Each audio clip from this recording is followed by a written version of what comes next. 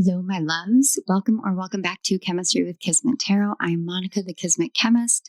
If you're new to my channel, welcome. Welcome to the family. It's an honor to have you. If you are returning, welcome back. I have missed you. Okay, my loves. So today we are receiving messages from your inner child. It's really kind of driven and inspired by the inner child, but not in the sense that I have experienced, I guess, or tapped in the past with inner child work. A lot of the times when we go through inner child healing on our spiritual journey, we can find ourselves in this kind of low place, realizing the amount of trauma and pain that we've been through throughout our lives, understanding the broken children that we carry within us, and realizing that because we now are functional adults, it has become our responsibility to reparent and to love and nurture those inner children the way that we didn't necessarily receive as children ourselves. And there can be a lot of mixed emotions, a lot of heavy emotions, a lot of pain and anguish, and a lot of anger and outrage. There can be a lot of confusion. These are all important parts of the healing journey that we go on in our life. When we come as a soul and we contract to heal, or we come as a soul and at some point our consciousness opens its eyes. We make decisions because we recognize certain things and we throw ourselves into awakenings. Some of us really do have that as the way that we awaken. Others of us get thrown into the deep end and we sink or swim, or we do both at varying times, but we always survive. And it's the resilience that resonates so often. Resilience and pain. Healing is not linear. It's not easy. It doesn't always make sense. There is no right way to do it. There's no wrong way to do it. And there is no guidebook. There's no tried and true method. There is no guaranteed technique. And guys, if somebody promises you that, please take it with a grain of salt and use a lot of discernment, because 9 times out of 10, those promises come only from someone who understands that this is a method that worked for them. But that doesn't mean that it's designed for the complexity of humanity. We are all so unique. And that is the beauty of being human, that uniqueness. Sometimes we forget about that uniqueness. In this day and age, the term snowflake is something that tends to be derogatory. But in this case, in this instance today, I want you to think of yourself as one of those beautifully formed ice crystals falling from the sky. Every angle and line and pattern is incredibly unique to you. In fact, so unique that it is not ever seen any other time, and nobody can duplicate it. There is only one, and it is only you. And yet you're amongst all sorts of similar appearing, dancing with your uniqueness. That's what your inner children want to really look at today. This is about remembering your magic. When we're kids, we know about our magic. We know we have it. And as adults, we either forget, or we can downplay it, or we put it into a ritualistic, traditional box of this is how I do it. This is how the ancients did it. But we forget that as children, we didn't need any of those things. We didn't need to have any knowledge of rituals and traditions because our souls were so wide awake.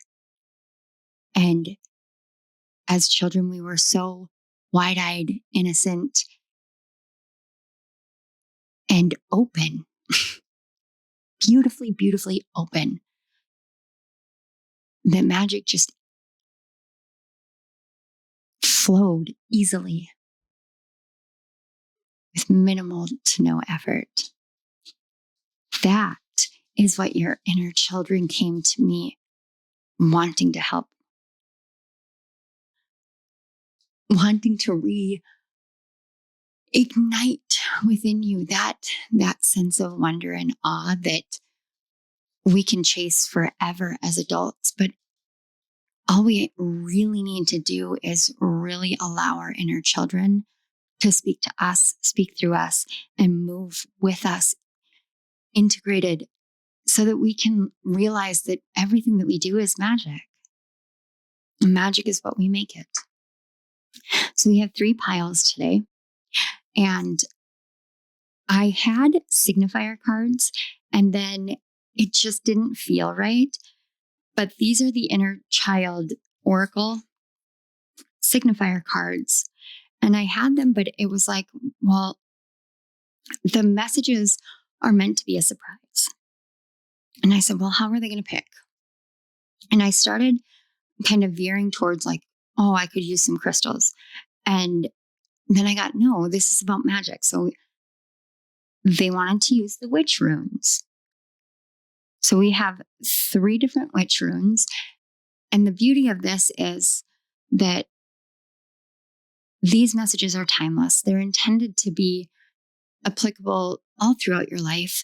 And whenever you come here, whether you come here as I upload or down the line, or say you come here multiple times because there are different messages. And just like I like to say, every time I read my favorite book, The Alchemist by Paulo Coelho, every single time I read it, it's a different story. And I learn something new about myself and about just the universe and the world through the story.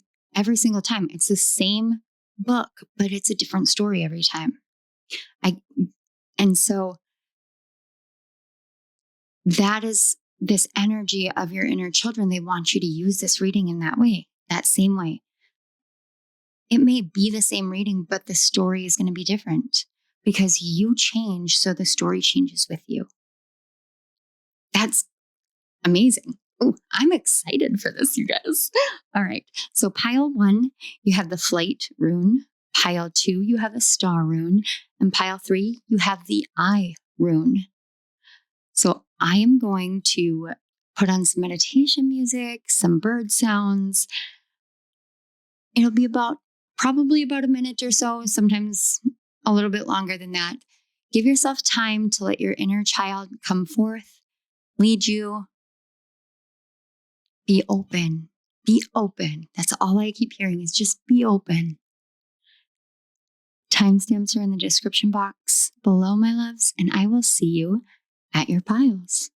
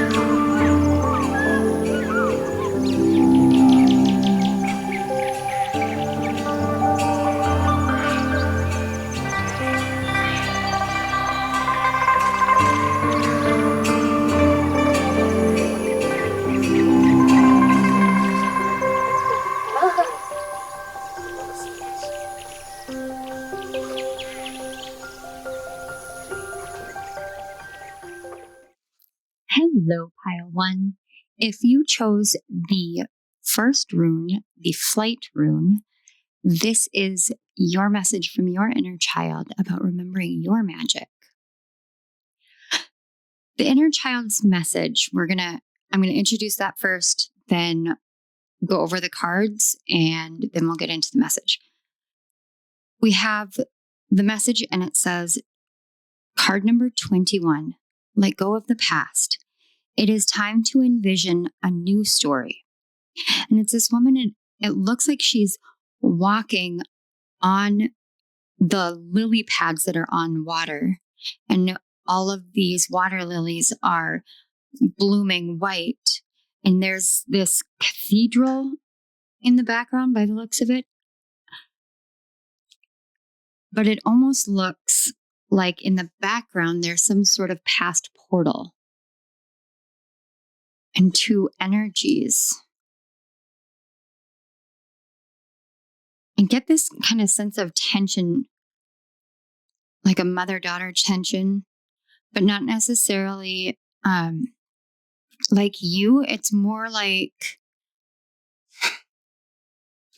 what I'm seeing is a small child who sees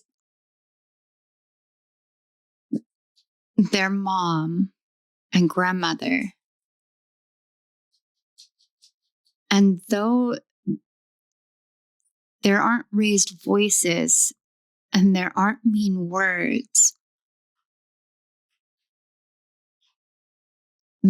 the child can see something that the adults can't. And it's this energetic push and pull, this flow of energy between the two. It's the tension of the unsaid that is trapping them both in a dynamic that doesn't work. Very, very beautiful. Your inner child is deep, profound, insightful, incredibly aware. But it's almost like there were no words to explain it, because what the eyes saw and the ears heard for others were not the same as the child. And the child knew that no one else could see in that way. Over time, this could have become this fear of being labeled crazy, mentally ill, schizophrenic, hallucinating, attention-seeking, overly dramatic, things of that nature. It's an unrealized fear-based reaction of an accuracy that can't be explained because it's never been verbalized. And so the shock of feeling it created almost like this automatic wall of deflection with adults, tamping down that part of you, perhaps when you were a child or as you grew older, that part of your gifts that was so easily accessible and understandable for you as a child. Okay. Wow. Okay. With the flight rune, I have this book. I love this book. So if any of you guys are ever interested in studying the runes, making them, working with them, and you just want like a very comprehensive yet open-ended guide to navigate your way through starting to work with the runes, the book is just incredible. I've been using it for 4 years. I love it. So what I was led to, and it's so funny that it was so immediate. There's this quote at the top of the flight rune page, and it says, I have never really lived in the body anyway. I have always lived beyond it, like a bird, flying beyond itself, but never really catching up with where the mind takes it. And then one other line, excuse me. It is flight by which the mind and spirit soar. Pause just 1 minute. I need to let Willow outside.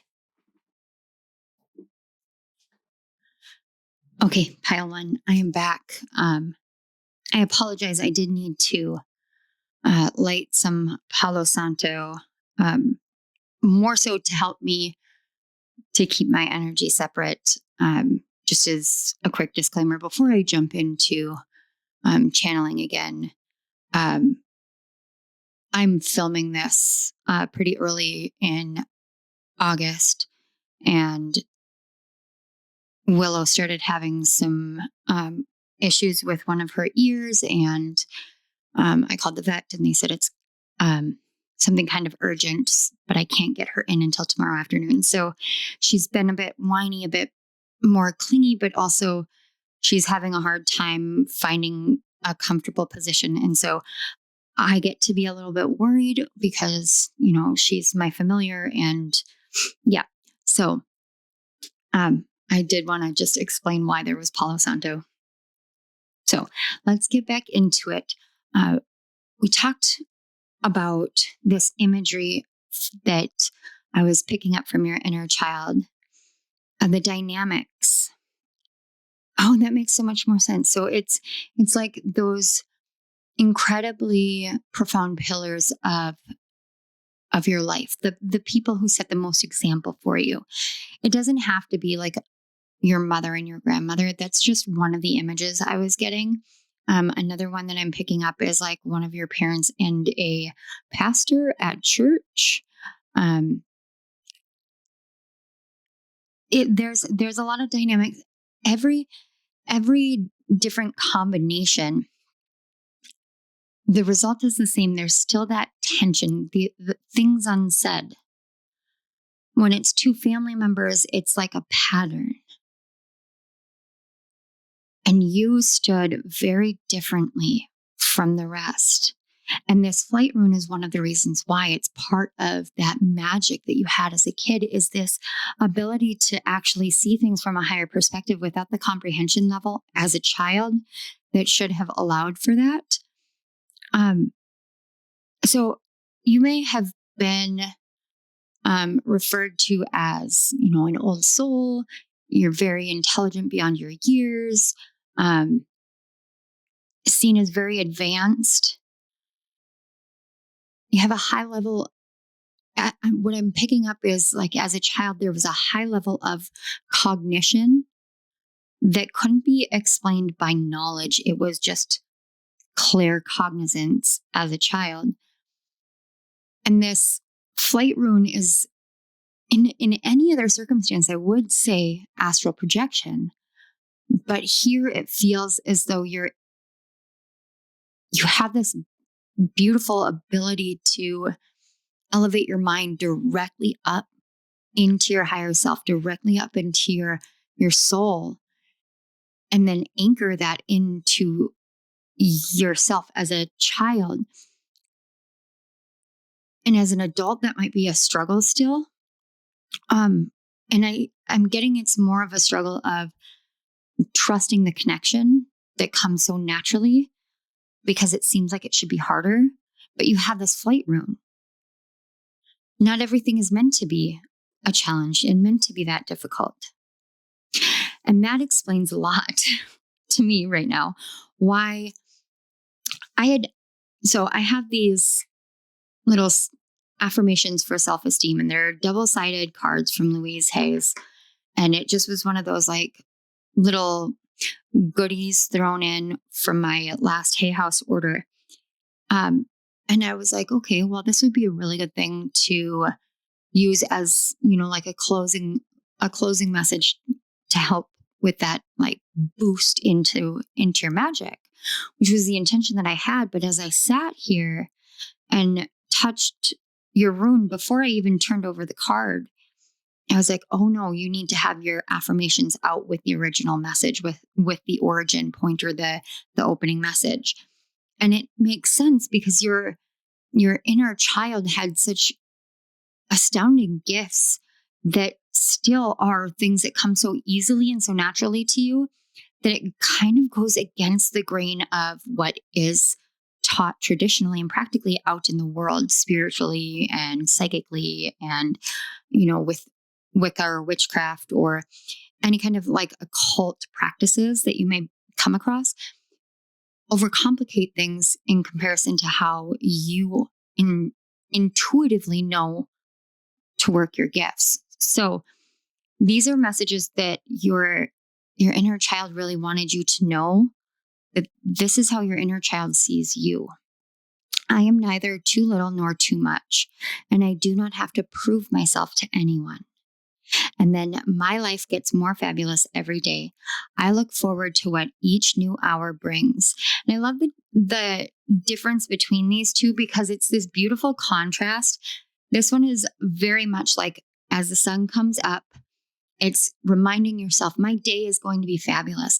Every day is brand new. Every day is beautiful. Every day has adventure and wonder and magic and mystery. And I look forward to all the newness that every day, every hour is going to bring to me. And then as you're going to bed, it's this almost like a mantra to tell yourself that, and especially after a hard day with interpersonal conflicts, I am neither too little nor too much, and I do not have to prove myself to anyone. You don't have to justify your existence. You don't have to prove your worth. You don't have to create some sort of tangibility to things that come naturally to you from the psychic and ethereal realms. It's part of why you're here in this life. It's part of what your gifts are, what your magic is. But the heaviness of the deflection that was placed upon and it doesn't even feel like it was projection. Like they weren't pushing their problems onto, they were deflecting their fear of your accuracy by saying there's no way that you could know that, so it must be this. And in doing that, it didn't create the conflict between you and them that projection does. What it did was create this false narrative, this past narrative. That would be why it's time to envision a new story. It's time to tell yourself a new story. It's time to essentially create your own tower moment within yourself, because your accuracy is a blessing. It's a blessing in a world filled with fallacy. Your accuracy is necessary in order for growth to be possible. And what you may not realize, you may not be able to see it clearly, is that when you lose it's like when you lose the inhibitions, when you are in this flight energy and you have your mind and your spirit and they are cohesive and flowing together and they have this beautiful harmony. And I'm seeing this kind of energetic lemniscat or the infinity symbol, but it's an energy flow between your mind and your soul. When you have that, you move through this world as a natural spirit guide in the physical form. And you do it simply by being yourself. You get excited about something and you share it. And what that does is it actually awakens something very dormant or repressed within the person that you're interacting with or people that you're interacting with. And it's like flipping a switch inside of them, and the lights come on and they're able to see. Weirdly enough, I'm seeing like the lights coming on, and now there's like this beautiful carousel with the dancing horses, and it's got this beautiful, like mesmerizing song to it, but everything is very shiny. It's very, very like mystical in nature. And it's like you turn that on within people just by moving through life without the inhibitions of fear that was deflected upon you, and out of the desire to belong, the desire to cause no harm, no foul. I'm hearing no harm, no foul. But essentially, so you had this desire to just try and make that the energy flow that you could see that was filled with tension that was not being spoken. You wanted to ease that up because it's kind of like it's like a sharp edged fire, or you want the soft crackling flames. The things unsaid, creating the tension. It's like having this fear of the house burning down or being trapped in a forest fire. And you know that you could have helped if they would have just listened. But they did hear you. It's just that what they heard was too real for them. Not that you were too real, not that you were too much, but that what they suddenly were having reflected to them by a child, no less, was just so very real. And sometimes adults, they're just not ready. And that's what no one explained, that they just weren't ready to hear it. And once you're down that path, that deflection path, it's hard to stop doing it. And not everyone is taught that it's okay to say I'm sorry to their child. I say it to my kids a lot because I want them to understand that everyone makes mistakes, but everyone can always do better and acknowledge when their mistakes harm others. But I do that as an adult, as a parent, because it was never gifted to me when I was a kid. And I pick up similar with you. I get very similar, but with yours, it was never intended to hurt you. But when someone is not prepared to face the mystical, they have to find some sort of pragmatic reason. And unfortunately, in the world that we live in the history that we have, those pragmatic reasons tend to be mental health issues. And I'm sorry. I'm sorry that this is the energy and the story that I hear. But I'm so grateful that you're here to hear it, because you just simply being here with this story coming out, the whole message is it's time to envision a new story. You have this ability to take flight, to take yourself out of that story and to create your own, moving very fluidly and easily by recognizing. And so these are really here to help you to decondition certain mentalities by entertaining new ideas. So let's take a look at what it is that is going to help you with this. That's what I'm picking. These are to help you with deconditioning and then using these to help rebuild. We have the 10 of Winter. The resolution of difficulties, a weight lifted off your shoulders. The end of an addiction or codependency. I love that. Oh, I love that. And I love that it especially goes with this one that feels like it's meant for you to do as an affirmation before you go to bed. And you guys can use it as an affirmation, or you can adjust it and, change words or whatever helps. But when we use affirmations, or even like nightly mantras as we're falling to sleep, we're actually training our brain to engage with that in a sleep state where our consciousness is shut off And therefore, we have significantly less resistance to it. That's why subliminal messaging in sleep states can help you to overcome addictions. People can learn foreign languages in a sleep state through listening while their consciousness is shut off, and then studying when their consciousness is on. I love that.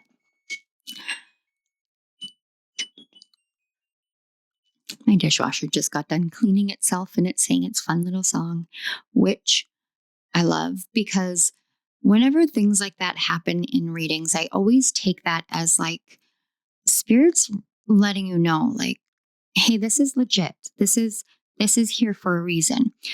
10 of Winter, it says the resolution of difficulties, a weight lifted off your shoulders. When we're in the winter season, we're in a rest and rejuvenation phase.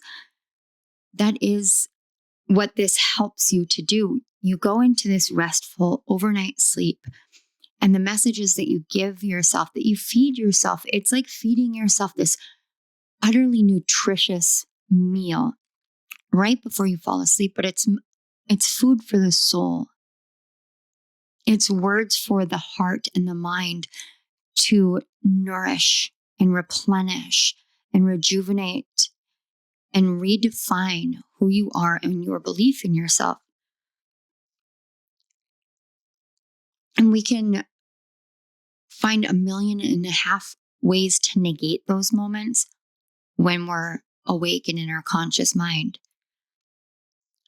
It's a lot easier to set an intention for the day to be great in the morning, because even if it doesn't unfold in just this astoundingly amazing way every day, all day long, you are starting your day with that positivity, and that gives you a lot easier of a flow and a much happier day in general, even in the midst of the struggles. But when we're trying to help our mind to write a storyline where who we are is someone who belongs, who is accepted, who is loved, who is desired for the simplicity of who you are and your presence and your company, because you are loved unconditionally. And it can be very challenging to not resist that, particularly when you have had deflection or projection cast upon you. So your inner child has brought you here because you're ready to do this. 2 simple steps. 1 before sleep, 1 when you wake up. 2 things. It doesn't have to be overly complicated. You already know the simplified ways of navigating this stuff. Your inner child just really loves you and wants you to remember this part of yourself. So let's take a look at this one. We have the 8 of Spring. Stress that comes from having many things happening at once. Successful multitasking, sudden events or changes. Okay. I love that these are dandelion puffs. Think about dandelions as weeds, and they're, we can be really irritated with them, but dandelion leaves you can eat, and you can dry them out and make them into tea. And I love, one of my favorite teas is roasted dandelion root.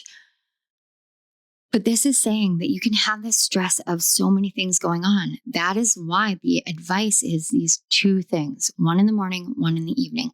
You don't have to do it on repeat. You don't have to do it multiple times through the day. I mean, it's like the easiest spiritual diet that you could be on. Feed yourself this nourishing spiritual meal right before you go to bed. And then when you wake up, drink a cup of positivity.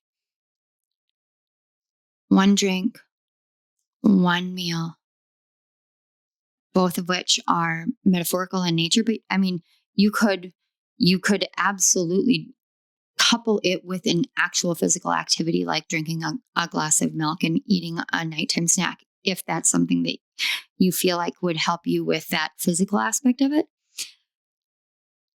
But these are the things that it's helping you to navigate through. The addiction on this side, what we don't always realize is that anxiety can become an addiction. Negativity can become an addiction. Codependency in the form of perpetually making the effort to do the things that you feel someone else would appreciate or accept in order to prove yourself to them, as though they are the ones who decide your worth. That is a form of codependency. It's a form of addiction to this negative storyline, and it's not your fault. It's not your fault. And so it's understandable if it's frustrating to know that it's your job to change it, your job to heal it, your job to recognize what is true and to teach yourself the truth when it should have been done by the adults who loved you and who were the pillars of strength and leadership for you. And that is something that your inner child wants to acknowledge. Yes, it is unfair, which is why the advice is so simplistic in nature. One morning positivity, one evening mantra, affirmation of love. One and one.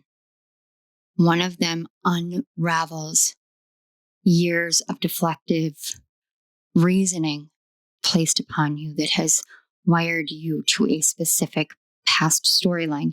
And the other one is an alleviation throughout the day as stressful events may or may not occur. And you may or may not feel overwhelmed. The more positivity that you infuse into your first thing in the morning, the easier these things are to navigate as they occur. So now we've got just a few more cards that are things that your inner child wants you to know about yourself from their perspective. So we have breathe.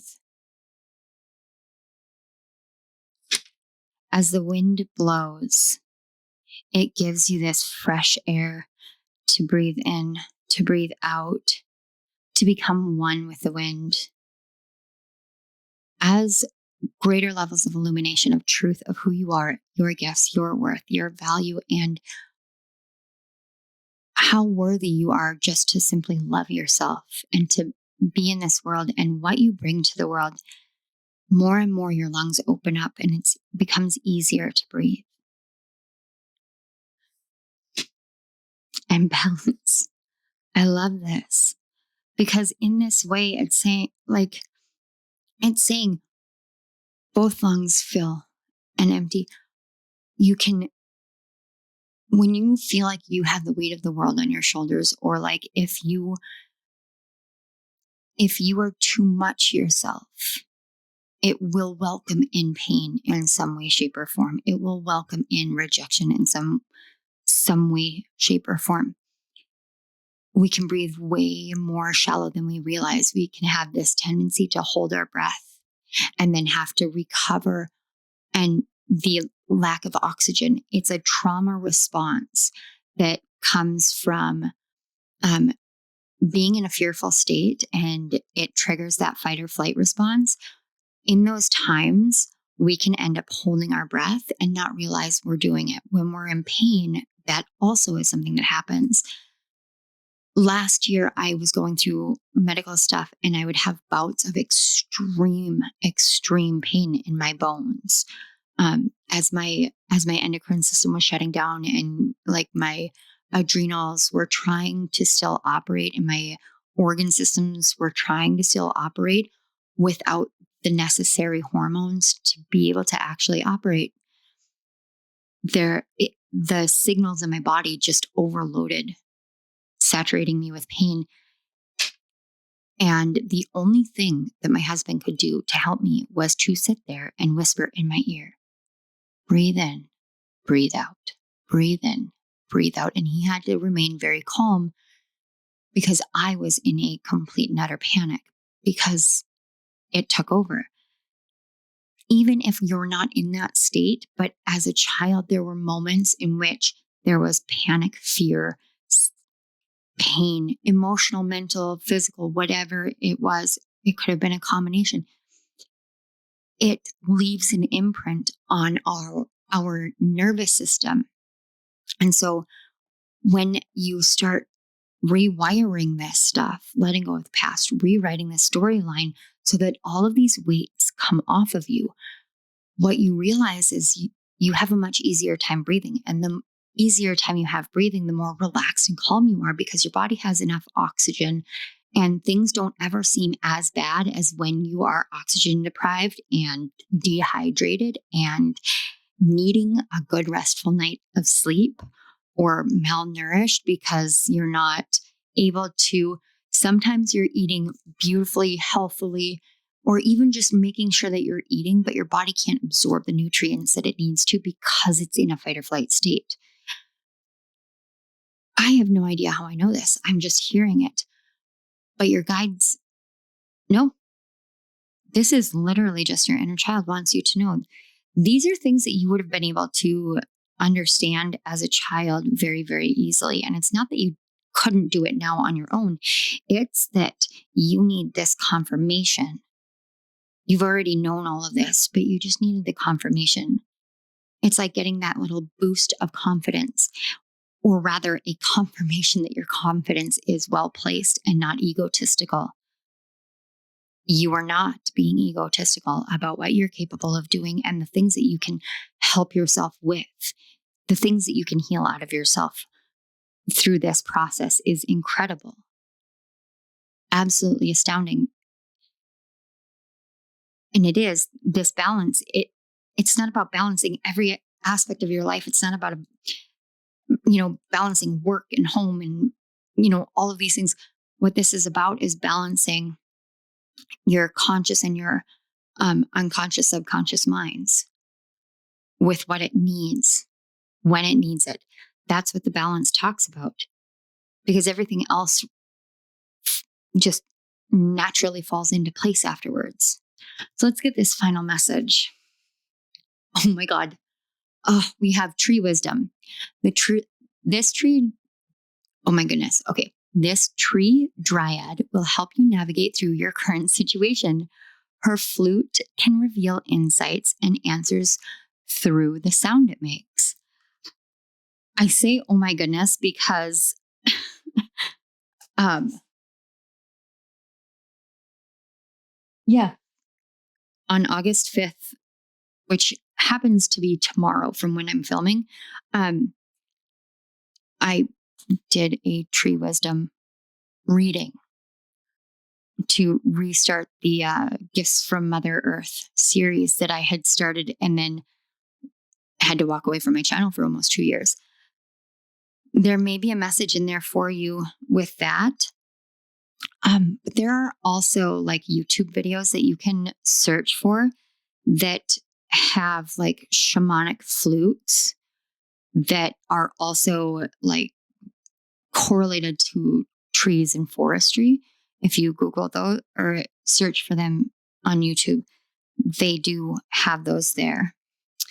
And then one more thing.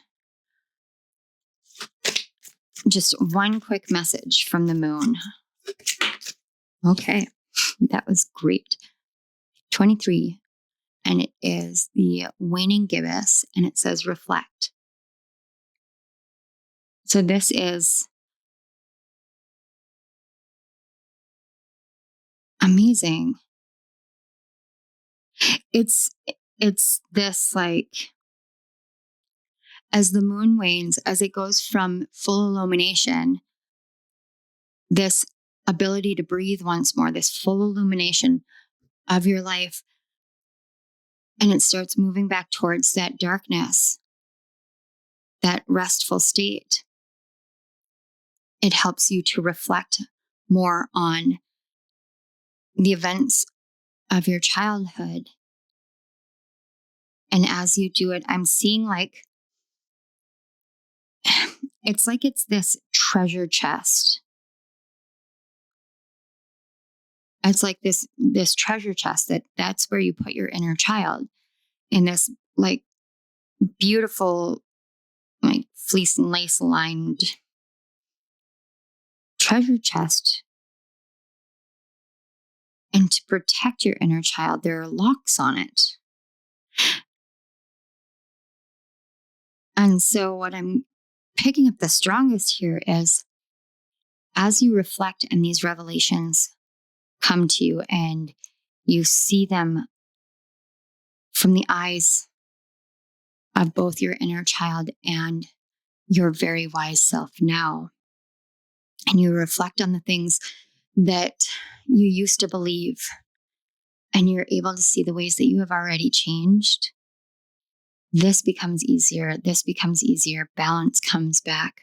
Reflection is beautiful because it's where all of this started, really, because you served as a reflection of truth.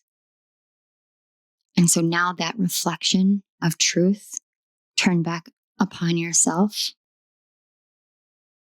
is the keys that will open each lock and set your inner child free within your heart. Wow. I did not expect the reading to be this in depth and incredible, but wow, I am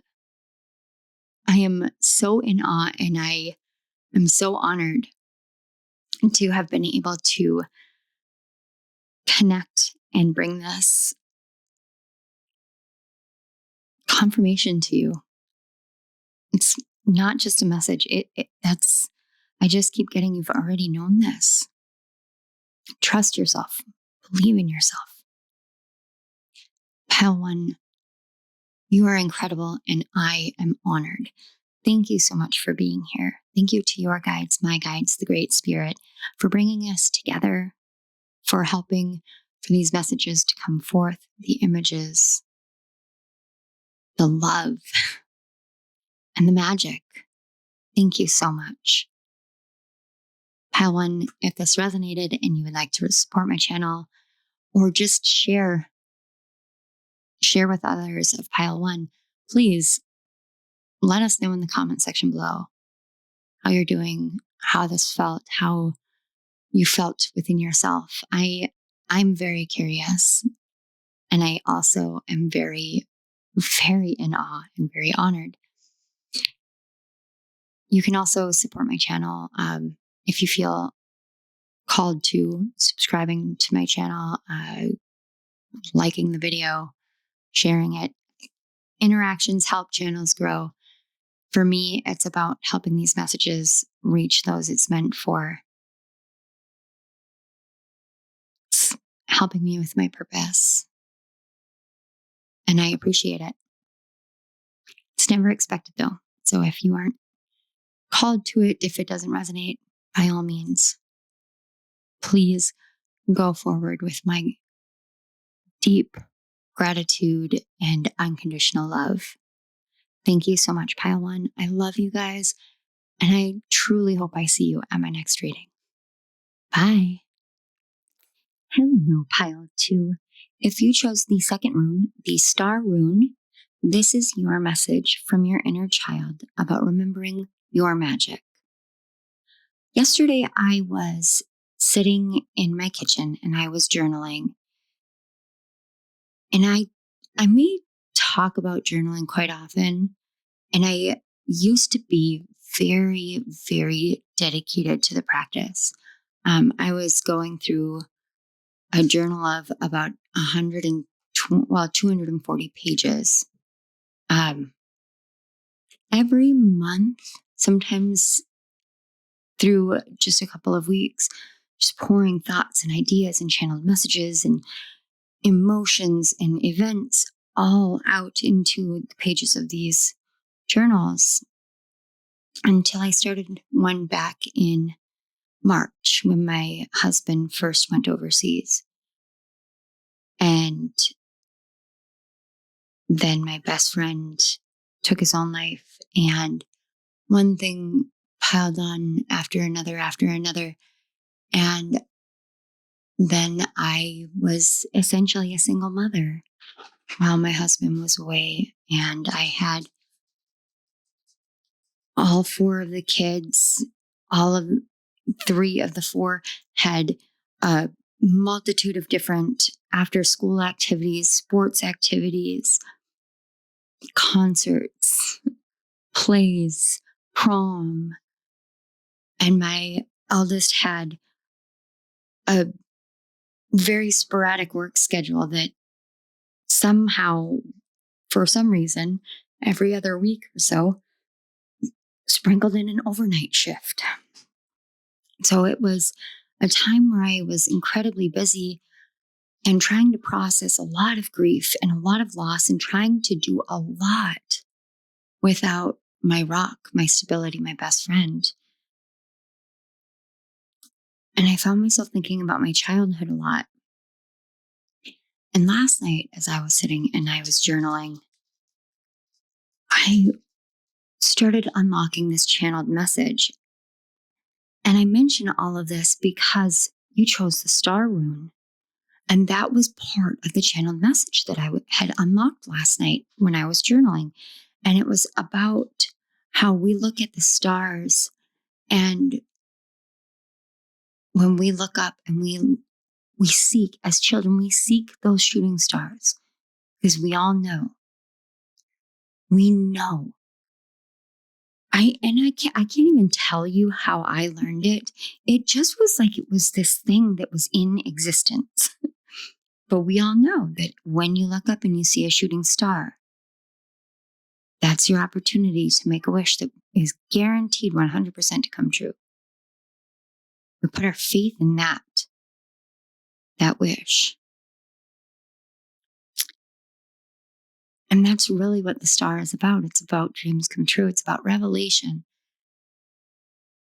rejuvenation. It's about hope and faith and enlightenment. It's about the magical twinkling in the night sky, in the cosmic waves above us, that vast openness,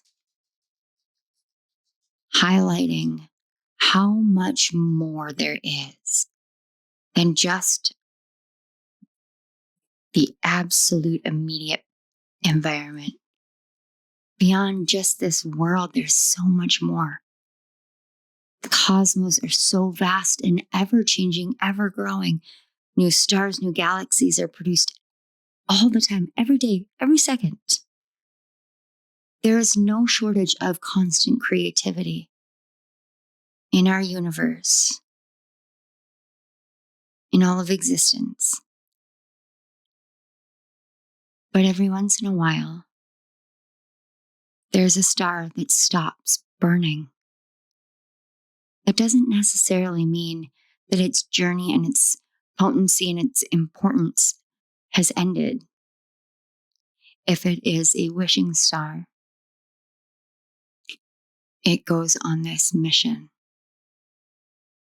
turns its light off, and it takes that wish, carries the intention of its arrival in our lives at some point in time. Because you saw it and believed in its power and its magic, even as its light faded down to black. We don't have a lot of that faith, that hope, the audacity of the innocence of blind belief and faith that if I wish upon a star, no matter what, that wish is coming true. Why? Because every child somehow knows. Whether we say, well, my older siblings taught me, or I learned it in school, or I learned it here, or I learned it there. Sure, we can explain it that way.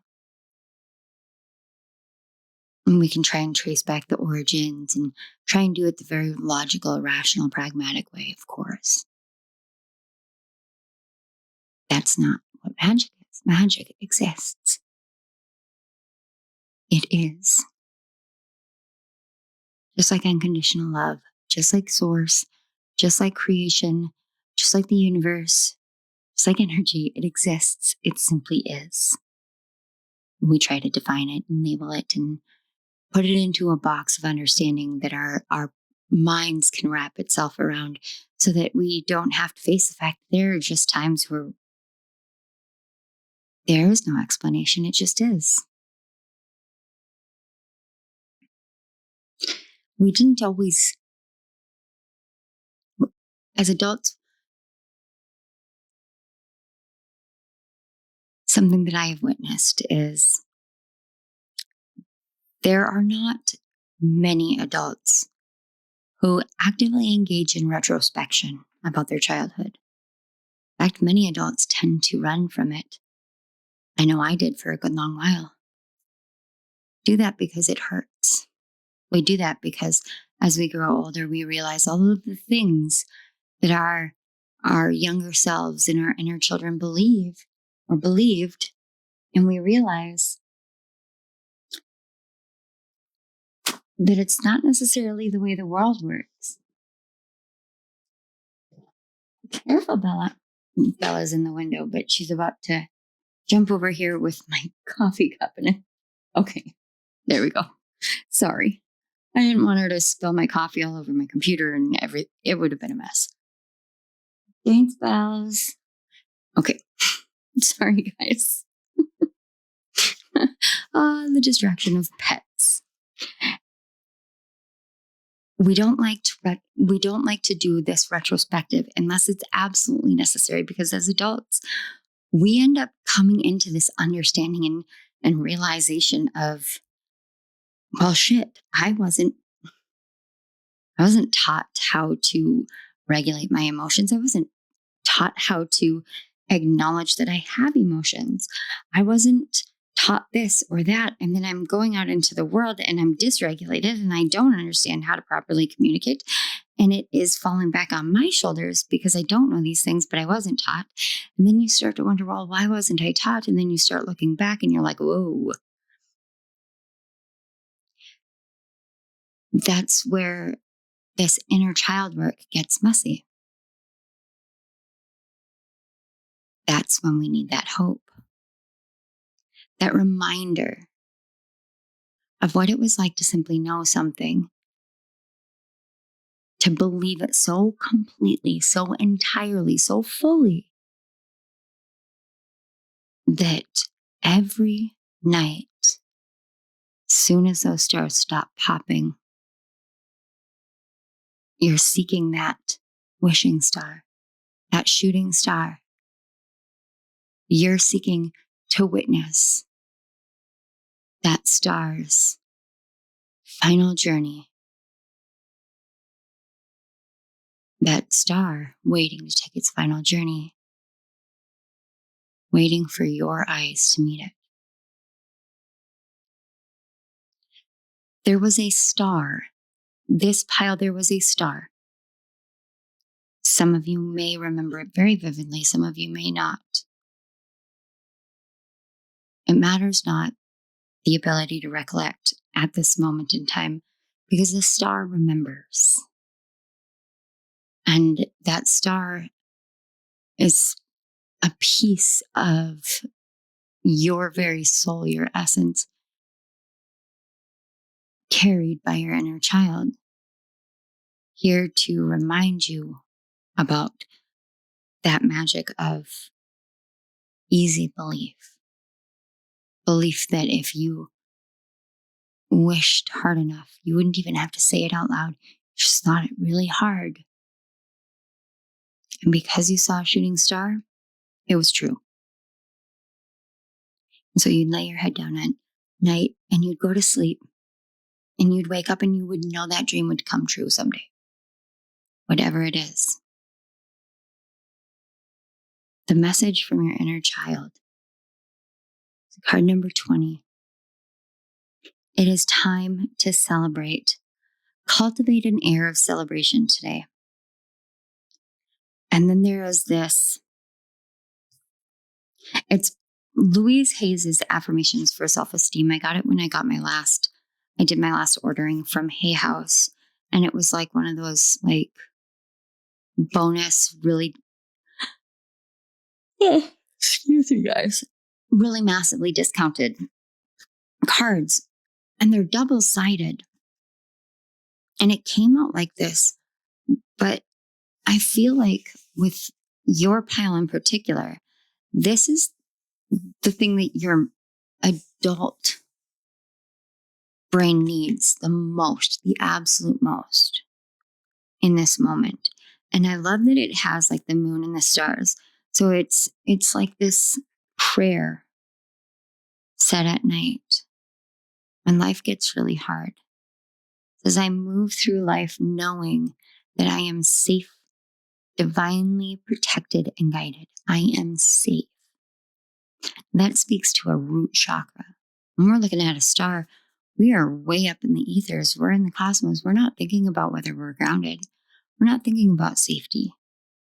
But as adults, that is like a number one. Do I have a roof over my head? Do I have a solid foundation? Am I safe in a world filled with chaos and mayhem and war and death and destruction? Am I safe has become one of those almost necessity questions.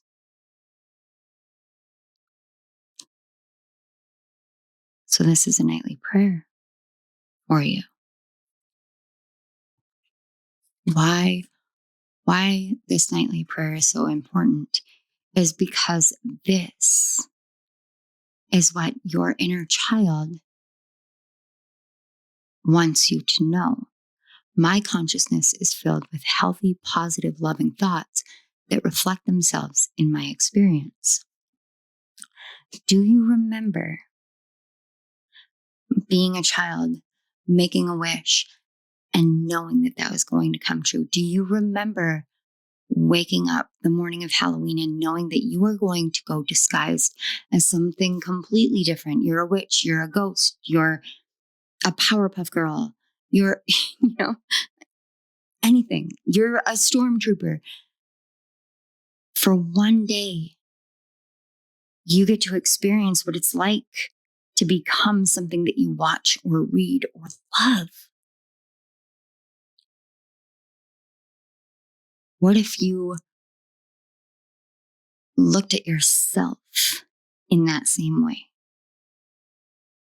What if I told you that the one wish that your inner child has is that you would realize as you look in the mirror in the morning that your inner child is looking back at you through your eyes and essentially hero worshiping you? You are your own inner child's hero. Why? Because you made these wishes. Because you continue to move through life. You grew up. You grew up. And you kept your inner child safe. Because you're safe, your inner child is safe, and there's a trust that your inner child has for you, towards you. So let's find out this final message from your inner child. Then we're going to look at how it relates to the past and how it relates to the present for moving forward, embracing this. It's spontaneous. Celebrations. The older we grow, the less we celebrate things. Until you find yourself not being able to find happiness and joy. I myself recently was able to finally go off of my antidepressant medication because I was ready to be able to experience the totality of my emotions. But they were so overwhelming there for a while that I really did need the medical help in that way. And it's okay. But with that, it made it really hard to even see to see the beauty of a sunrise as a blessing and a promise of something new every day. I needed everything to be quite rigorously planned out, and I needed to follow a very rigid guideline for myself for quite a while because my life was so out of control that there were things that I never did have control over, but the way that they spiraled, people that I loved and my connections and, things of that nature that really were not in my hands to change, but I just had to kind of ride the waves of it. The less spontaneous I could be. Sorry if you guys can hear my dogs. There's somebody walking outside. Dogs. It's relieving, though, to hear Willow get all protective barky. She's not feeling well. I have to take her to the vet today. Spontaneous. I love this. It's a very ADHD, ADD moment for me. Like, ooh, squirrel. Spontaneity is like the breeding ground of adventure, of wonder, of celebration. It's like having a surprise party all the time when you live a spontaneous life. But sometimes that can be too much. Or sometimes we can forget what it's like to live that way because we have to be in all of these ritual routine times. Your inner child wants you to remember that when you really infuse yourself with the positivity, that unwavering faith that you wished upon a star a long time ago. Maybe it was for a Barbie. Maybe it was for a Tonka truck or a PS4 or a Nintendo 64 or a GameCube or Game Boy. I know I'm dating myself. I get that. Maybe it was for an Atari. Who knows? What you were really asking for was something that was going to bring you a consistent enjoyment, a consistent joy, something that was always going to change and always going to grow with you, something spontaneous.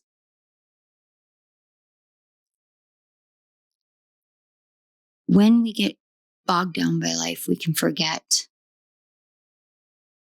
the simplicity of looking up at the night sky and seeing those twinkling stars and knowing that you are just as much magic as they are because you're formed from the same.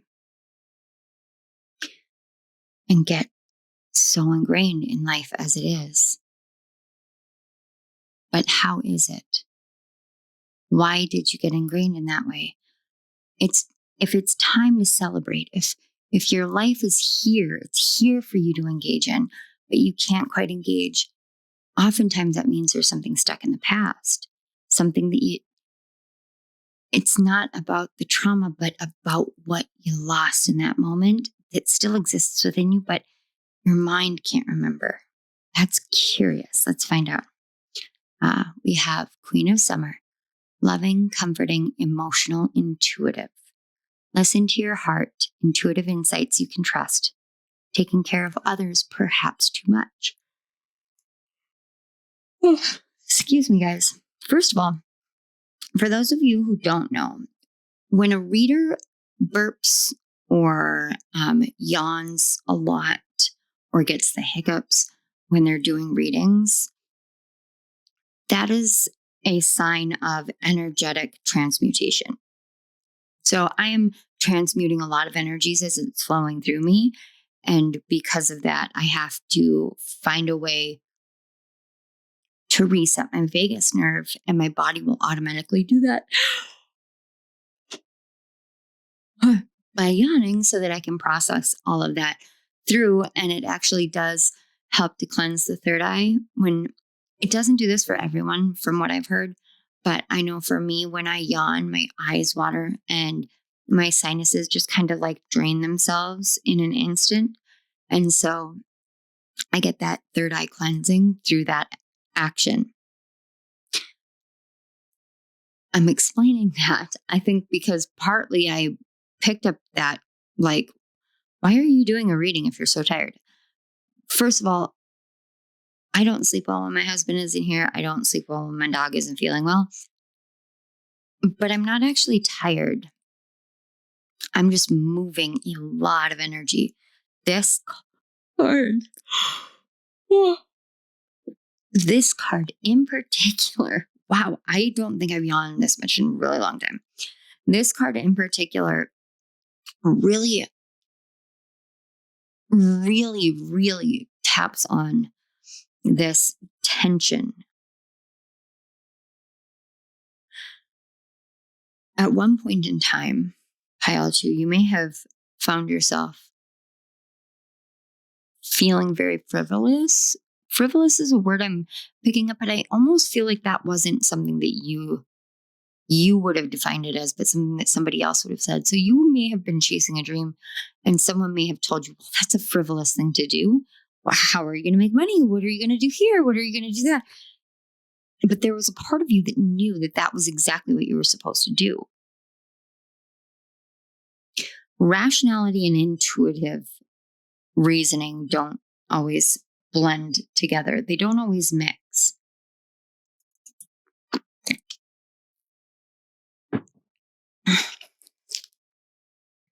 And when we don't know how to explain what our intuitive awareness is, and we get bombarded by negativity or doubt, and that is coming from someone we love and trust,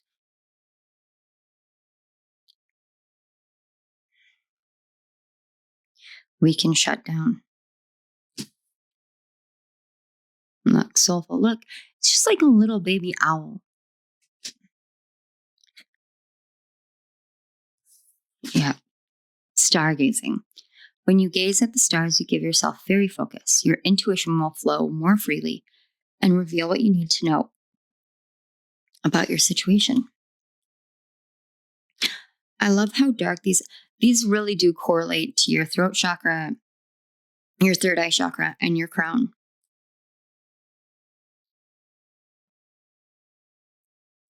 But there seems to be, it's like there's a block right at the bottom of your throat, like physically. Acid reflux, nausea, dry mouth, these heartburn. Sometimes our body tells us on a physical level what it is that it's experiencing spiritually and emotionally. The situation of the past is literally this removal of wonder from yourself. This moment in time where you were living this exact right path for you. But whether it was someone or a circumstance of life, wow. My goodness. Whether it was someone in your life or a circumstance of life,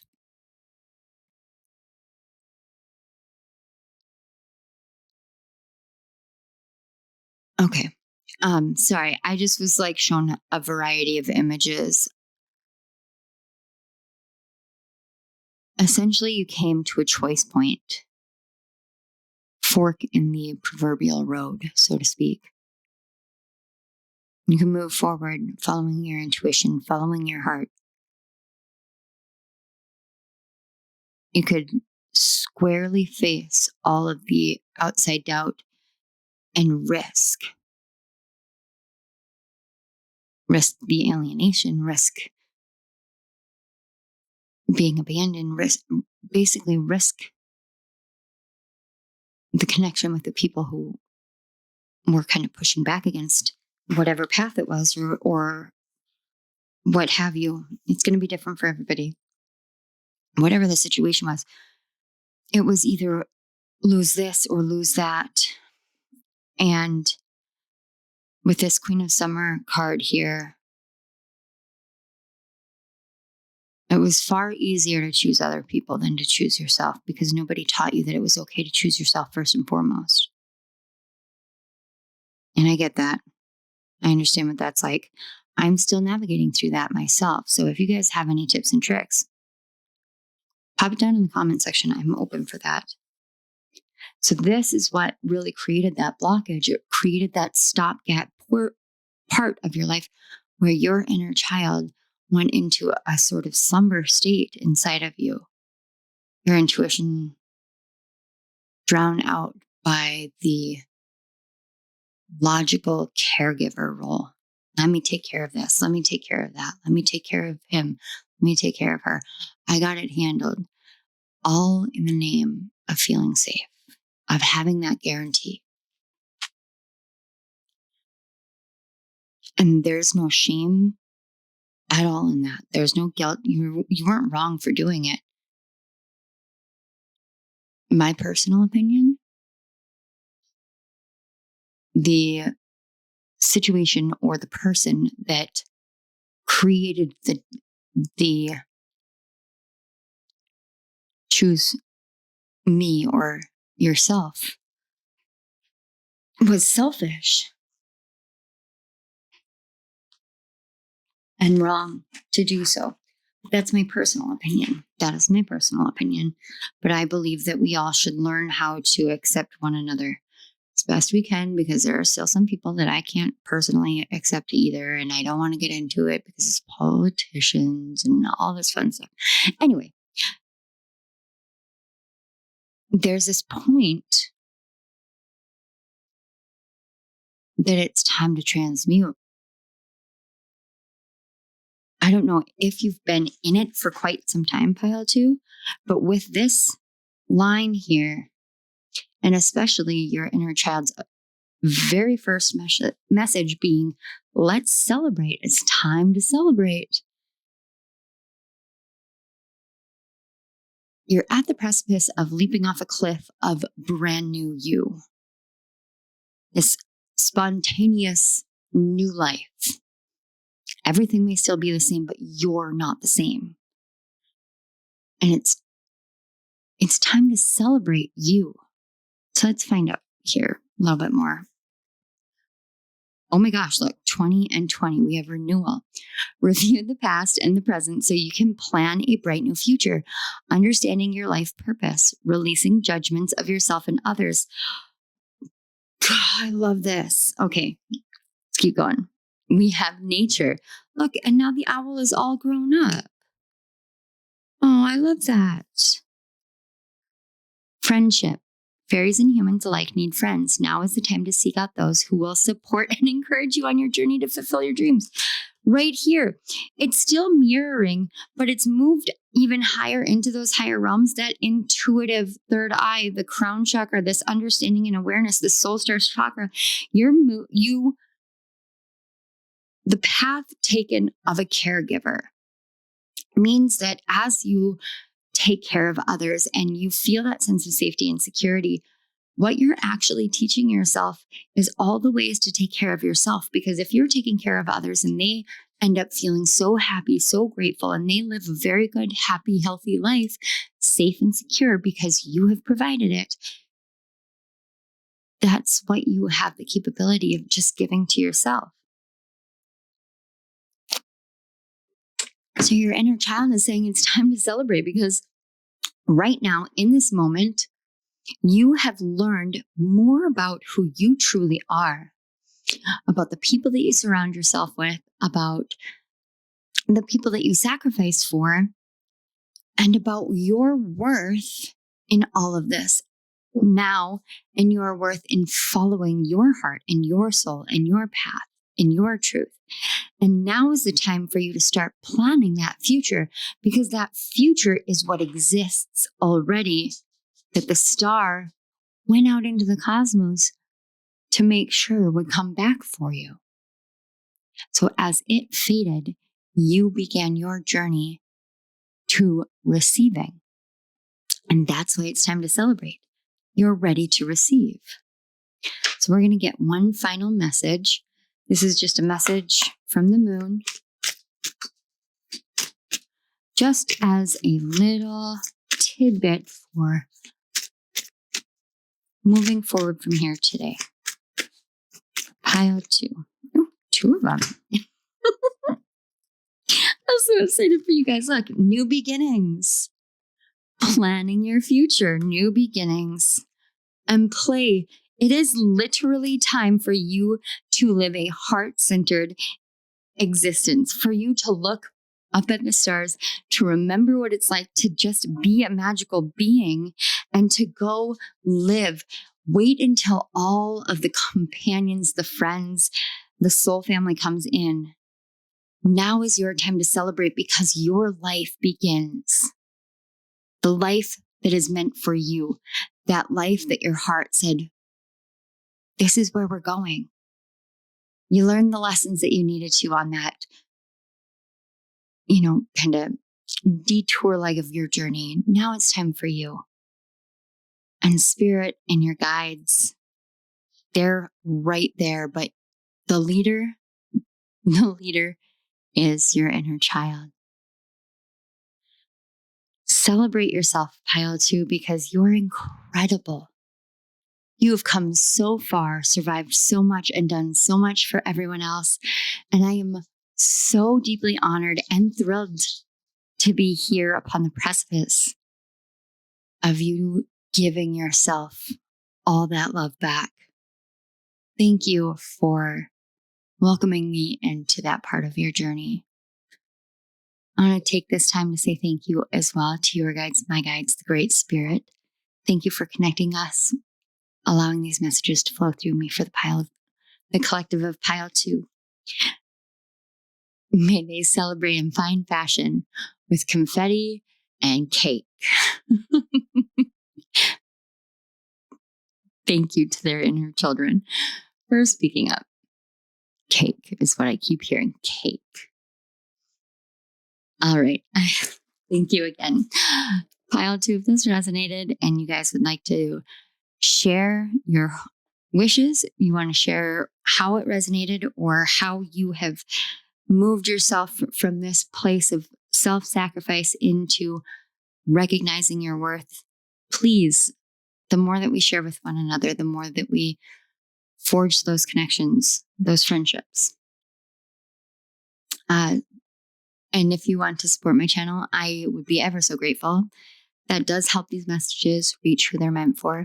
You can do that by commenting, liking the video, subscribing to my channel, sharing the video, sharing my channel, anything like that. You could also interact with my community page, post something up on there. If you have a reading request or anything of that nature, please feel free to do that. With that being said, it's never expected, always deeply appreciated.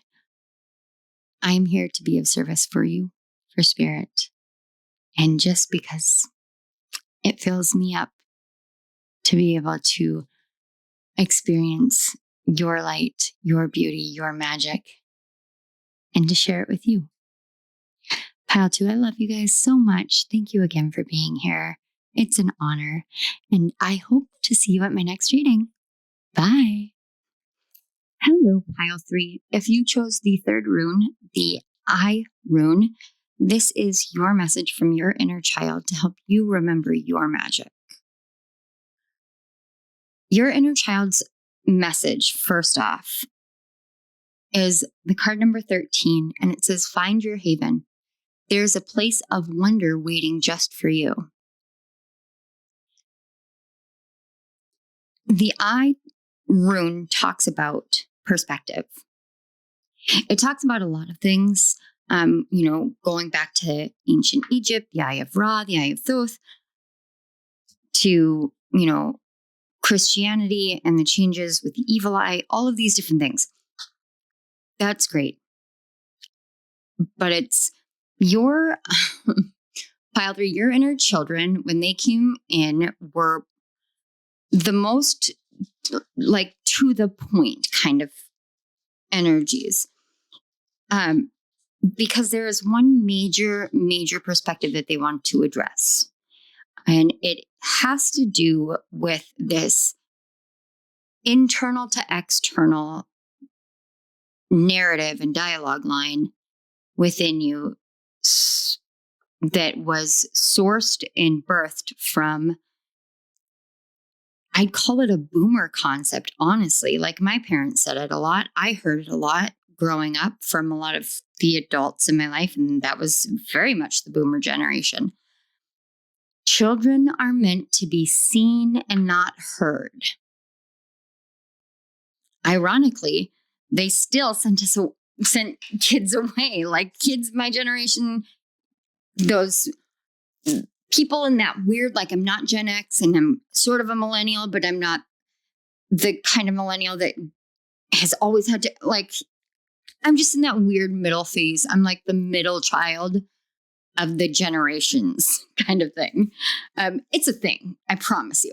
But it's a way that a lot of adults nowadays were raised by their parents. So, the elderly generation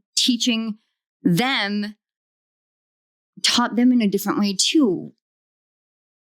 But we were meant to be seen and not heard. What happens when children are meant to be seen and not heard, and you're told to disappear?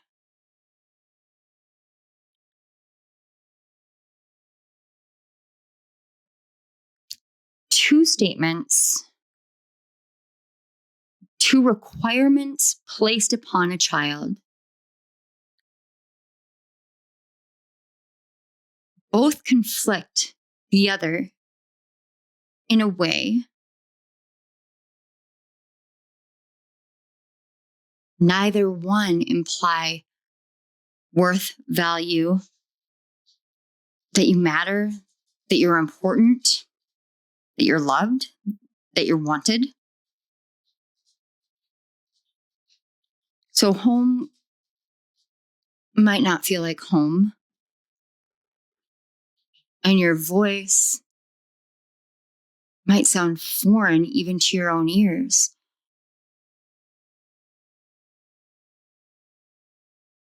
If we spend enough time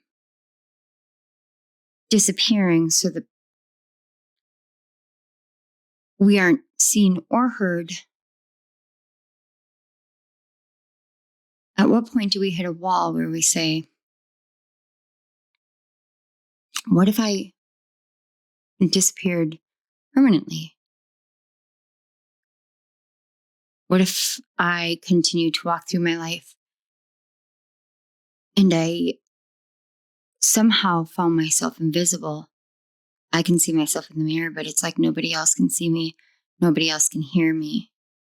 And I can't tell, pile 3, this is very unique. I can't tell if this energy, these emotions are coming from you or from your inner child, because it feels like it's you and like it's not you. And it feels like it's your inner child and like it's not.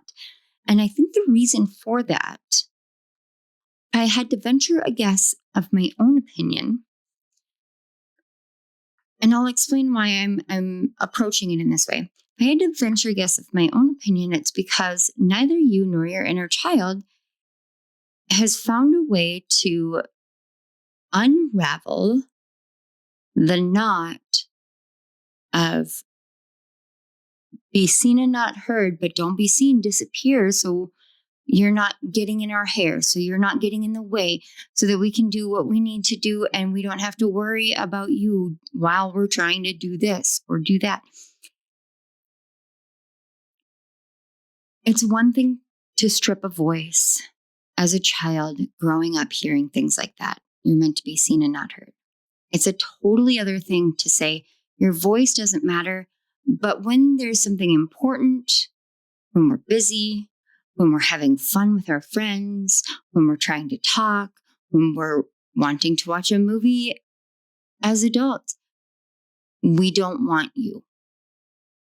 So you need to disappear too. You can't be seen or heard.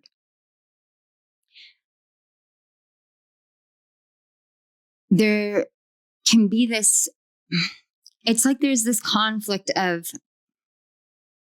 there were never any set parameters of when you could be seen and when you couldn't, and when it was okay to talk and when it wasn't. you may have gone into things like theater, debate, speech, public speaking, things of that nature in high school and college, or out after school, like after high school, out into the world in some way, shape, or form, some sort of communication path. Not because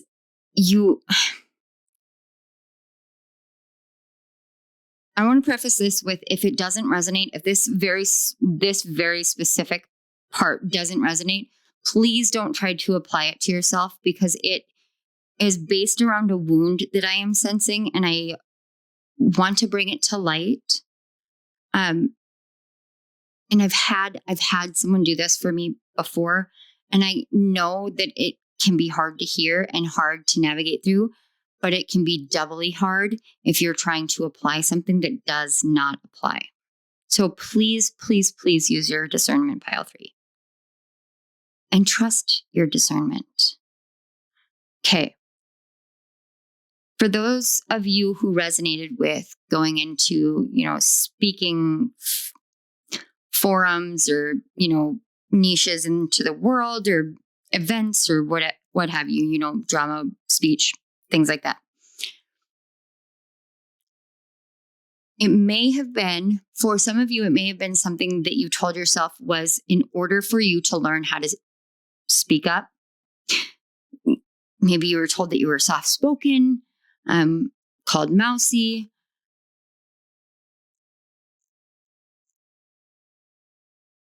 For others of you, it's such a, I want to do this delicately, but it's like, there was so much, your inner child, what they're showing me is there were so many times where one occurrence would conflict with another occurrence, and the lack of uniformity left this huge mental hindrance. It doesn't feel like a block. It doesn't feel like an obstacle, and it doesn't necessarily feel like a wound. It's like an incomplete formation of processing in a specific area. And this area has to do with you speaking up, using your voice in some way, shape, or form. So for those of you that resonate with the speech and the drama, what your inner child is showing me is there is this incomplete growth pattern surrounding using your voice, what you believe in, what you say based off of those beliefs, things that you present as your opinions, your beliefs, those things that you want to debate and argue on, or teach other people about, or things like that, because there's this incomplete growth pattern with it. So it's like it was stunted because of the sporadic nature and lack of uniformity with all of that you needed to go into something where someone would tell you what to argue. Someone's going to tell you what your debate side is. Someone is going to give you a role in the play so that you can learn how to embody that character, and that character's voice now becomes part of that incomplete growth pattern. You start incorporating these pieces into it to create some sort of sense of wholeness within yourself, so that you feel more comfortable engaging in conversations and speaking about things without feeling like I am violating what I should be doing in my life as a whole, because no one needs to hear what I have to say. And that's just simply because hearing enough times that you're meant to be seen and not heard, hearing that enough times, it's like Pavlov conditioning his dogs. You hear it, it's enforced negatively more often than not, but still enforced and reinforced that even if you know rationally, that's ridiculous. I should have been able to speak up. I should have been able to be seen and heard. There's nothing wrong with the sound of children at all, ever. And I'm going to put a little bit extra oomph on that, because my 17-year-old Izzy, she does this like baby talk thing. And she started saying, because she wasn't allowed to swear in front of my husband, he has a stricter set of guidelines. Once you're 16, you can swear in front of him, but not in front of the younger kids unless they are 16. For me, it's 13 because I'm just the parent that's around more often than not. And I'm realistic about when I started swearing. So I don't like to be a hypocritical parent. My daughter, when she couldn't swear in front of him, would walk in and she'd be upset and she would use this specific phrase. She'd go, "What the flip? What the flip? What in the flippin' flip?" And she'd say it all the time. And she says it so often that my husband, in a foreign country, teaching people a job that he does here, teaching them to do it there, ended up coming across something that was shocking to him. And he went, "What the flip?" Because we listen to our kids. While I will admit that there are times where I've had to, have talks with my children about, you're playing a video game and you don't need to screech so loud that the dogs are losing their minds because they think you're whistling at them, or you're blowing my eardrums out because it's so high pitched. I love conversations with my kids. I love hearing about their day. I loved when Izzy was growing up. She was between the ages of 4.5 to 7. She had these Izzyisms where she would say some of the most outrageous things that were just hilarious. And I would share them because I got to experience the magic of watching my kids engaging in magic.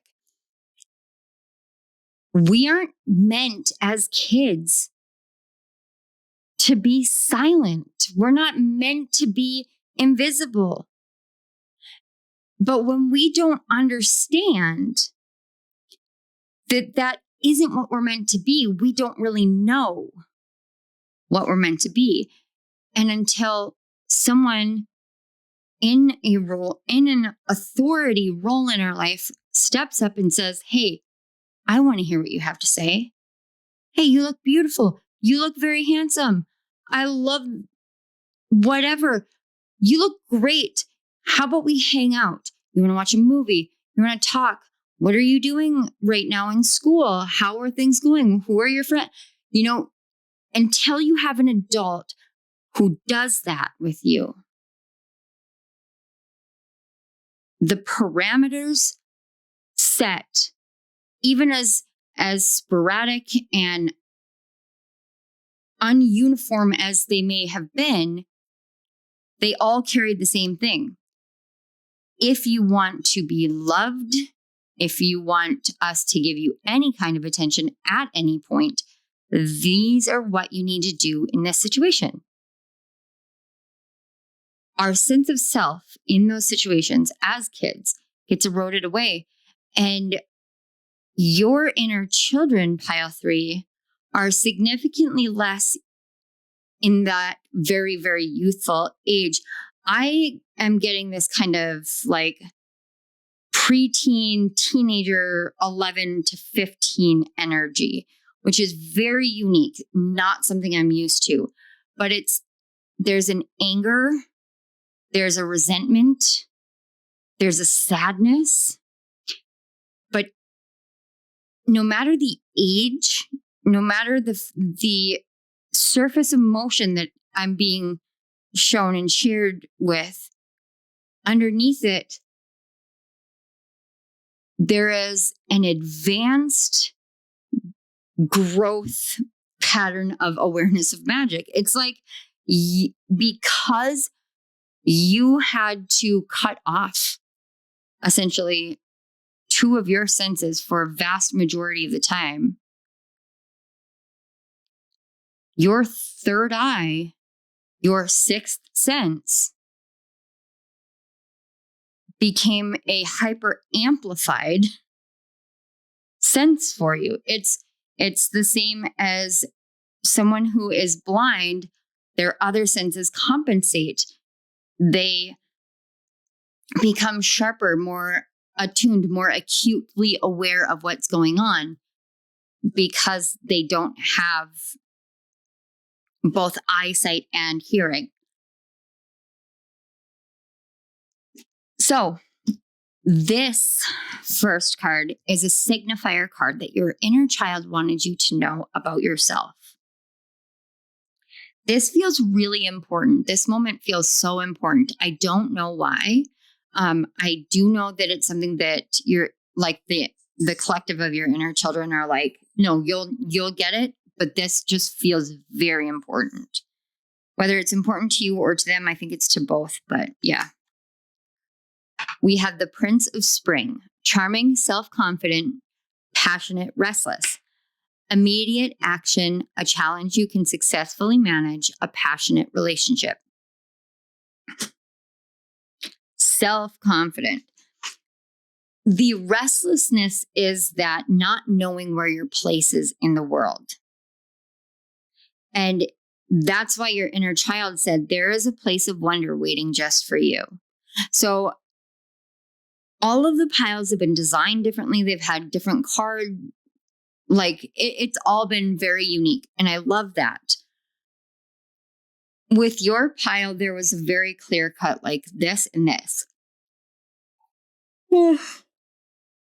Excuse me. I explained this to another pile today, but when I yawn during a reading, I am transmuting a lot of energy. And I noticed in the last one that I was doing, that certain cards would make it come out more because of the impact of the energy of the message upon you, like how you're interpreting it. It's a lot of energy to come in and go out. So if I yawn, that is why. Because this card, wow, that card is doing it. And I didn't start yawning until I was moving into this part of it. Okay. This side is an inner haven. This side is how to turn this inner haven outwardly. So this is a little bit less of like a tangible external place and more about how you take this perspective and translate it into how you interact. So it's like a personal perspective and then an interpersonal perspective. So we're going to start. These are Louise Hayes's affirmations for self-esteem. And I got it with my last Hay House order. And it just felt so right for this reading. And so far, it has been crazy how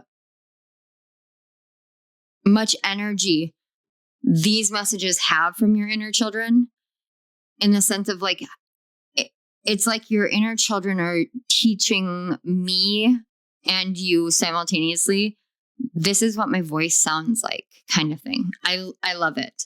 So it says, it does not matter what other people say or do.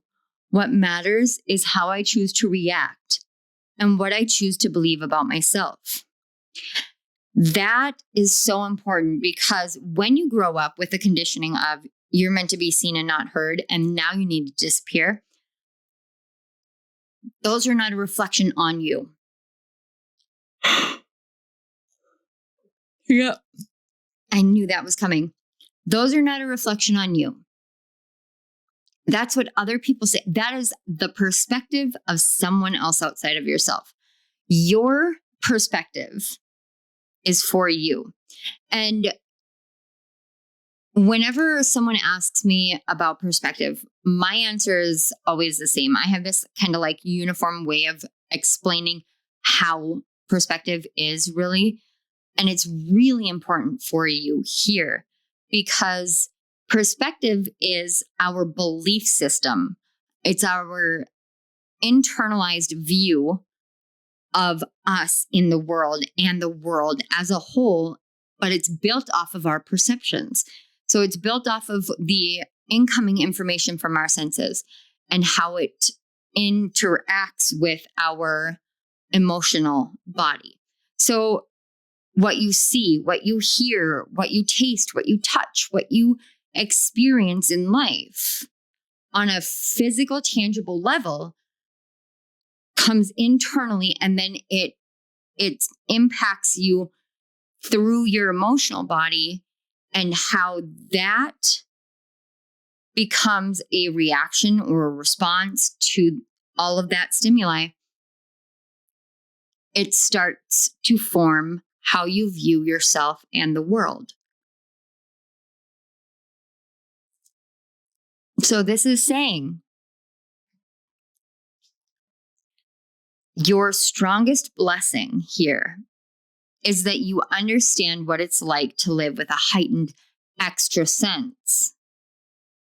And because you've gone further in your life and in your journey, you can utilize all 5 senses and the 6th now. So it doesn't really matter what other people say, because you know significantly more. You can see, you can hear, you can taste, you can touch, you can smell, and you can just simply know. And that's very important. So in your inner world, your inner safe place, no one can touch if you don't allow them to. Oh my God. Shine from within. Looks are only skin deep. True beauty shines from within. And it's time for you to shine. This is a time for self-acceptance and for revealing your true beauty. For freaking real. Look, and it's literally a small child figure on the card. You have this beautiful internal landscape because it was necessary. There were times where you were meant to be seen. So therefore you had to create an inner world, an inner haven.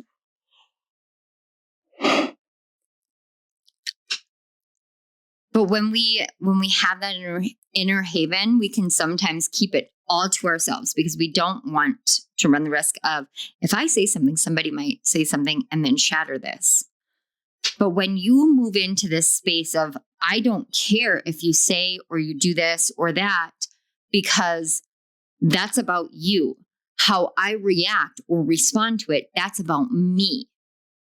But what your words say are not important to me in terms of my inner world. It doesn't impact, because I know my value, I know my worth, and I believe in myself. I choose my narrative, my storyline. I choose my inner peace. I protect my peace. And I allow myself to be in this space internally. So your internal haven leads you out into the world to becoming very self-confident, beyond just what you can learn on the stage or in competition. This is about you really standing up as yourself in your own energy and using your own voice, not arguments that someone told you to, not characters in a play, but you. You have created, from a young age, an inner world that was like a landscape that reflected to you a feeling of peace, a feeling of calm, a feeling of acceptance, a feeling of importance. That was your inner child as your young self creating an entirely internalized vision of how you really are, how you are really seen. So some of you have like these beautiful green rolling hills with flowers, wild flowers, and big puffy white clouds with all sorts of fun shapes, and a spring creek. And I'm seeing just all sorts of just beautiful like nature stuff that it just makes me want to giggle. It brings up this joyful energy. Others of you,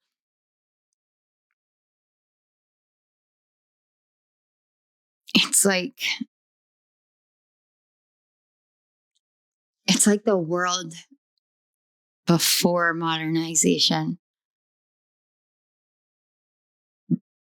But it's like all the grime and everything has been just rubbed off, and everything just shines so beautifully and sparkles incredibly. And it's this beautiful landscape of mountains and prairies and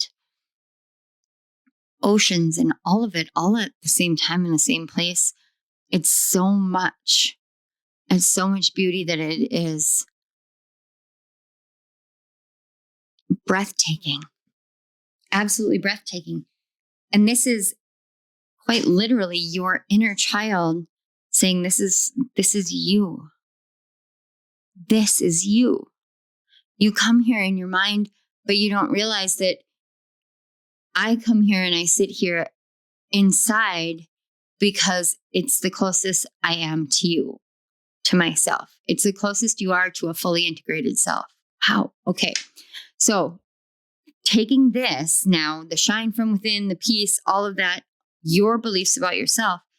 Now let's use that when you interact with the outside world. And it says, I love myself exactly as I am.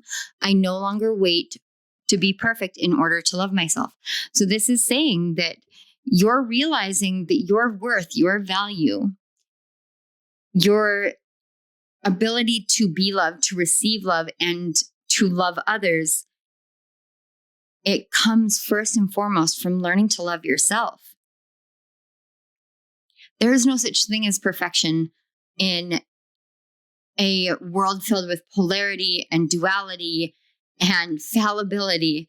There's no such thing as perfection. We can strive for it because we have our reasons. I know I personally strive for perfection because my brain is hardwired to, if I was, then I won't get hurt, then I won't be betrayed, then all of this stuff, because I put myself to this very high standard. Loving yourself entirely and recognizing your inherent worth.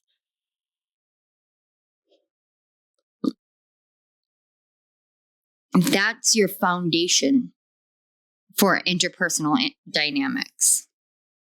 So we have wisdom. Have you ever been told that you're wise beyond your years? Now is the time to call upon your inner fairy wisdom to help you with a challenge. Your inner fairy wisdom is shining from within. This is recognizing that every part of you is beautiful, handsome, amazing, incredible. Every part of you is authentic internally. And now it's being called to bring that externally. And in wisdom, in the form of wisdom, it's you talking your truth, speaking your truth out into the world, into the collective, into your life, so that you can rise above the ideations of other people who negated your existence, who negated your presence and the importance of what you have to say. We have meditate. Oh my gosh, guys, look how close these are. So this is saying to really get these to flow together, this inner world and the outer world, it's about recognizing that the meditation leads to peace. Peace reminds you how to shine from within. When you remember that, now you're shining externally and you are sharing and shining that wisdom out into the world. Why? Because you don't care what other people say anymore, because you recognize belief in yourself is the most important and you love yourself for who you are. Scars and all, because those are what shaped you into who you are. If we didn't have the wound patterns we had, we wouldn't be who we are. And I personally have learned a lot of gratitude for that. So let's get just a couple more messages of advice for moving forward. And this is I'm trying to remember what it's called. There we go. Spirit de la Luna, or de la Lune Oracle, and you can find it on Etsy. All right. One more. Yeah, there's. Okay. One. I just heard, you can have one more, but I would rather send you a whole pile worth, because you can do this in so many different ways that there's no limit. Okay. Oh, okay. I'm going to take all 4 of them.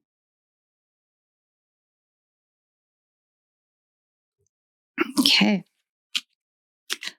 We start off with Aries, the inspirer.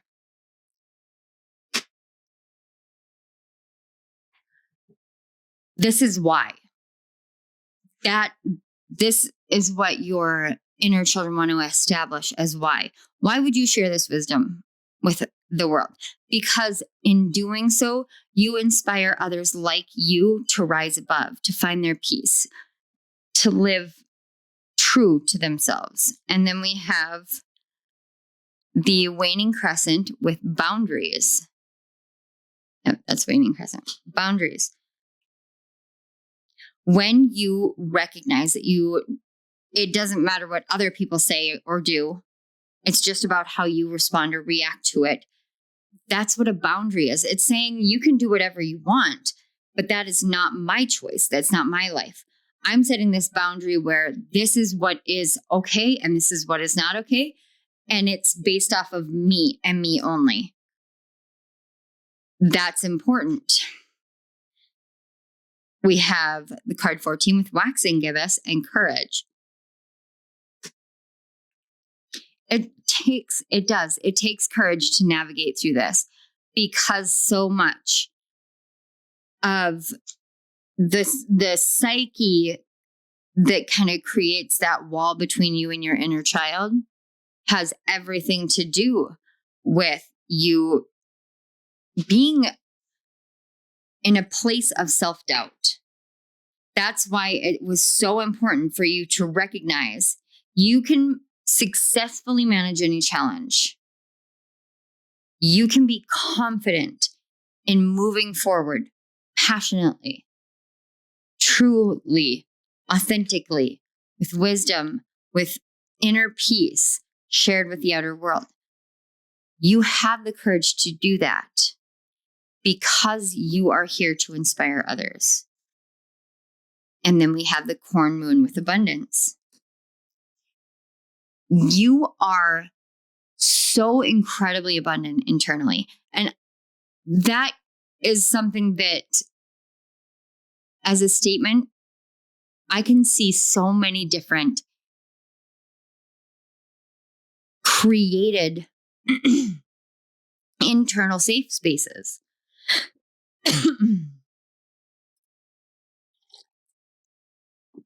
Abundance is an overgrowth of something. Not necessarily a bad way. It just means there is an excess of something. So I can have an abundance of emotions. That doesn't mean that it's good or bad. A lot of the times it does feel bad. It does feel bad. I'm not going to lie. But it's simply abundance. What we define our abundance by or use as a definition of self, that's where it gets hazy. When you set these boundaries really firmly, you start to recognize how much more peace you have. You literally create peaceful abundance within yourself. But when you meet the outside world, you meet them strong, brave, true, confident in your wisdom, confident in your ability to slow yourself down, to connect to yourself, and to inspire others. You are meant to be seen and heard, and you're meant to share that sixth sense with the world. Very much so. Okay, pile 3. This is a message that I have for you from your inner child. I want to say thank you so much for being here. Thank you to your guides, my guides, and the Great Spirit. Thank you for bringing these messages forth. Thank you for allowing me to help with transmutation of the energies. Thank you for allowing me the honor and privilege of connecting to these energies, receiving the signs, the visions, all of it, to be able to reach all of the collective of pile 3 with so much love and gratitude. Thank you. Pile 3, if you would like to support my channel, I would be ever so grateful. You can do that by liking this video, commenting, and share it on social media. You guys can go and post on my community page even. It's never expected, but it does genuinely help these messages reach who they are meant for. And I am always very, very appreciative of it. So I'm going to leave you guys here. This is all I have for you. Thank you again for being here. It's been an honor and a blessing. I love you guys so much, and I hope I see you at my next reading. Bye.